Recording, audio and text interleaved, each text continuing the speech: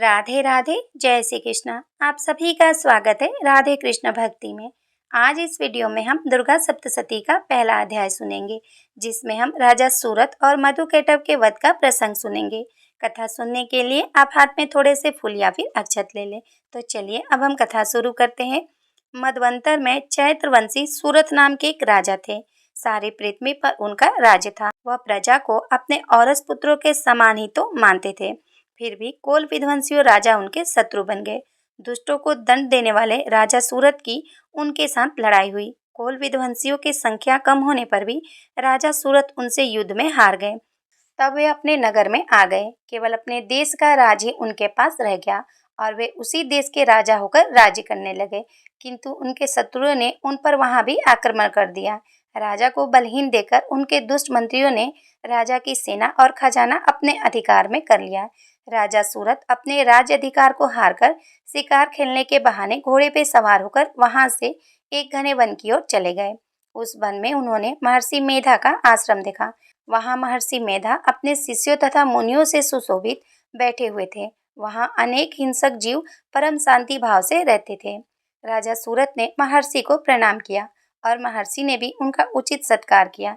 राजा सूरत महर्षि के आश्रम में कुछ समय तक ठहरे रहे। अपने नगर की ममता के आकर्षण से राजा अपने मन में सोचने लगे, पूर्व काल में पूर्वजों ने जिस नगर का पालन किया था वह आज मेरे हाथ से निकल गया। मेरे दुष्ट एवं दुरात्मा मंत्री मेरे नगर की अब धर्म से रक्षा कर रहे होंगे या नहीं। मेरा प्रधान हाथी जो सदा मद की वर्षा करने वाला और सूरवीर था, मेरे वैरियों के वश में होकर न जाने क्या कर रहा होगा। मेरे आज्ञाकारी नौकर जो मेरी कृपा से धन और भोजन पाने से सदैव सुखी रहते थे और मेरे पीछे पीछे चलते थे, अब वे निश्चय ही दुष्ट राजाओं का अनुसरण करते होंगे तथा मेरे दुष्ट एवं दुरात्मा मंत्री द्वारा व्यर्थ ही धन को व्यय करने से संचित किया हुआ मेरा खजाना एक दिन अवश्य ही खाली हो जाएगा। इस प्रकार की बहुत सी बातें सोचता हुआ राजा निरंतर दुखी रहने लगा। एक दिन राजा सूरत ने महर्षि मेधा के आश्रम के निकट एक वैश्य को देखा। राजा ने उसे पूछा, भाई तुम कौन है? यहाँ तुम्हारे आने का क्या कारण है और तुम मुझे शोकग्रस्त अनमने से दिखाई देते हो? इसका क्या कारण है? राजा के यह नर्म वचन सुन वैश्य ने महाराज सूरत को प्रणाम करके कहा, राजन, मेरा नाम समाधि है। मैं धनिये के कुल में उत्पन्न एक वैश्य हूँ। मेरी दुष्ट स्त्री पुत्रों ने लोभ से मेरा सब धन छीन लिया है और मुझे मेरे ही घर से निकाल दिया है। मैं दुखी होकर इस वन में चला आया हूँ। यहाँ मैं इस बात को भी नहीं जानता कि अब मेरे घर में इस समय सब कुशल है या नहीं। यहाँ मैं अपने परिवार का आचरण संबंधी कोई समाचार भी नहीं पा सकता कि वे अब घर में इस समय कुशल पूर्वक है या नहीं। मैं अपने पुत्र के संबंधों में यह भी नहीं जानता कि वे सदाचारी हैं या दुराचार में फंसे हुए हैं।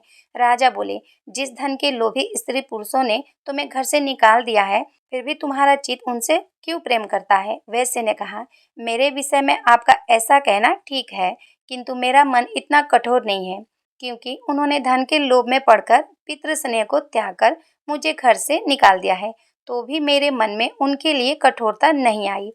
हे महामते, मेरा मन फिर भी उनसे क्यों फंस रहा है, इस बात को जानता हुआ भी मैं नहीं जान पा रहा हूँ कि मेरा चित्त उनके लिए क्यों दुखी है।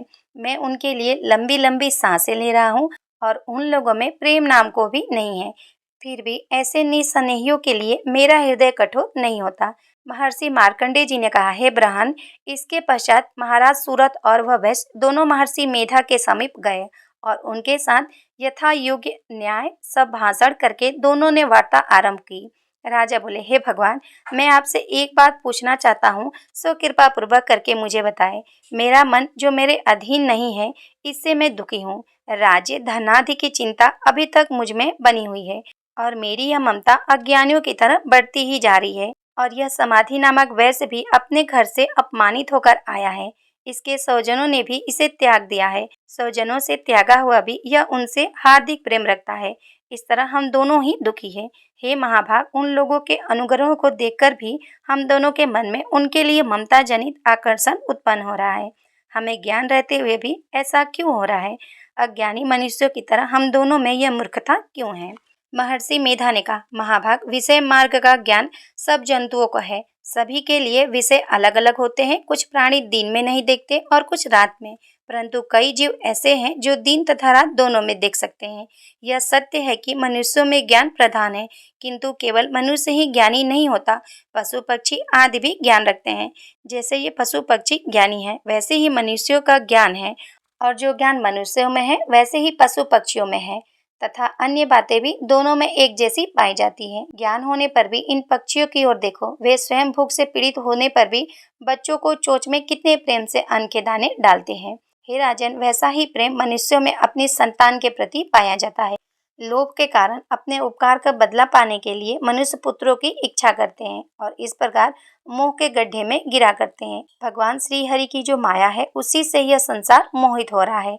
इसमें आश्चर्य की कोई बात नहीं है, क्योंकि वह भगवान विष्णु की योग निद्रा है।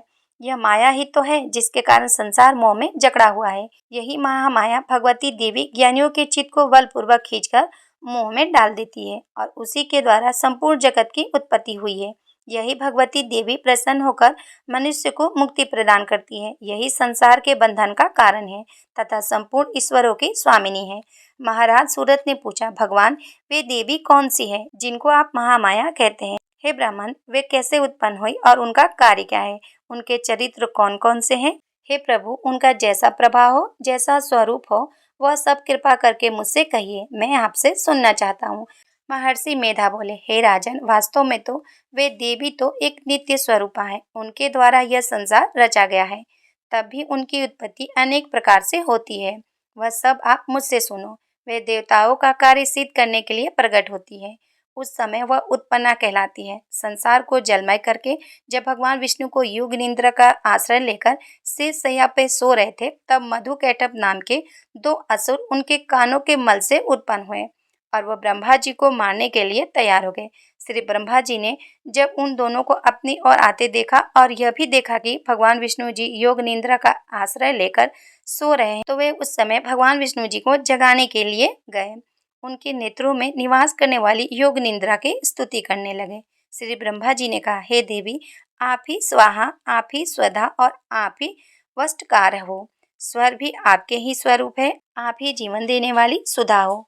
नित्य अक्षर प्रणव में आकार, उकार, मकार, इन तीनों में माताओं के रूप में आप ही स्थित हो। इनके अतिरिक्त जो बिंदु पूर्व नित्य अध्र्व मात्रा है, जिसका विशेष रूप से उच्चारण नहीं किया जा सकता, हे देवी, वह भी आप ही हो। इस तरह आप वो रूप हो, हे देवी, संध्या, सावित्री तथा परम जननी आप ही हो। आप ही इस विश्व को धारण करने वाली हो। आपने ही इस जगत की रचना की है और आप ही इस जगत का पालन करने वाली हो और आप ही कल्प के अंत में सबका भक्षण करने वाली हो। हे देवी, इस जगत की उत्पत्ति के समय आप सृष्टि रूपा होती हो, पालन काल में स्थिर रूपा हो और कल्प के अंत में संहार रूपा हो। आप ही महाविद्या, महामाया, महामेधा, महासमिति, महारात्रि, मोहरात्रि हो। हे ईश्वरी और बोध स्वरूपा बुद्धि भी आप ही हो। खड़गधारिणी, शूलधारिणी, घोरूपा तथा गदा, चक्र, शंख और धनुष को धारण करने वाली हो। बाण, भुसुंडी और परिघ, यह भी आपके ही अस्त्र हैं। आप सौम्य और सौम्यंतर हो। यही नहीं, आपके जितने भी सौम्य तथा सुंदर वस्तुएं इस संसार में है, उन सबसे बढ़कर सुंदर रूप आप हो। पर और अपर सबसे परे रहने वाली परमेश्वरी आप ही हो। हे सर्व स्वरूपे देवी, जो भी सत असत पदार्थ है और उनमें जो शक्ति है, वह आप ही हो। ऐसी अवस्था में भला आपकी स्तुति कौन कर सकता है? इस संसार की सृष्टि, पालन और संहार करने वाले जो भगवान हैं, उनको भी जब आपने निंद्रा के वशीभूत कर दिया है, तो फिर आपकी स्तुति कौन कर सकता है? मुझे भगवान विष्णु तथा भगवान शंकर को शरीर धारण कराने वाली आप ही हो। आपकी स्तुति करने की शक्ति किस में है? हे देवी, आप तो अपने इन उदार प्रभावों के कारण ही प्रसन्नीय हो। मधु और कैटभ जो भयंकर असुर हैं, इन्हें तो मुंह में डाल दो और श्री हरि विष्णु जी को भी जल्दी जगा दो और उनमें इनको मार डालने की बुद्धि भी उत्पन्न कर दो। महर्षि मेधा बोले, हे राजन, जब श्री ब्रह्मा जी ने देवी के इस प्रकार स्तुति करके भगवान को जगाने तथा मधुकैटभ को मारने के लिए कहा, तो भगवान श्री विष्णु के नेत्र, मुख, नासिका, बाहु, हृदय और वक्षस्थल से निकलकर वे देवी श्री ब्रह्मा जी के सामने खड़ी हो गई। उनका ऐसा करना था कि भगवान श्री हरि तुरंत जाग उठे और उन्होंने दोनों असुरों को देखा, जो अत्यंत बलवान और पराक्रमी थे और क्रोध के कारण उनके नेत्र लाल हो गए थे और जो ब्रह्मा जी का वध करने के लिए तैयार थे। तब क्रोधित हो उन दोनों दुरात्मा असुरों के साथ भगवान श्री हरि पूरे 5000 वर्ष तक लड़ते रहे। एक तो वे अत्यंत बलवान तथा पराक्रमी थे, दूसरे महामाया ने भी उन्हें मुंह में डाल रखा था। अतः वे श्री भगवान से कहने लगे, हम दोनों आपकी वीरता से अत्यंत प्रसन्न हैं। अब आप हमसे कोई वर मांगो। भगवान ने कहा, यदि तुम मुझसे प्रसन्न हो तो अब तुम मेरे हाथों से मृत्यु को प्राप्त करो। बस इतना सा ही वर मैं तुमसे मांगता हूँ। यहाँ दूसरे वर से क्या प्रयोजन है? महर्षि मेधा बोले। इस तरह से जब वे धोखे में आ गए और चारों ओर जल ही जल देखा तो भगवान श्री हरि से कहने लगे, जहाँ पर जल ना हो, सूखी जमीन हो, उसी जगह हमारा वध कीजिए।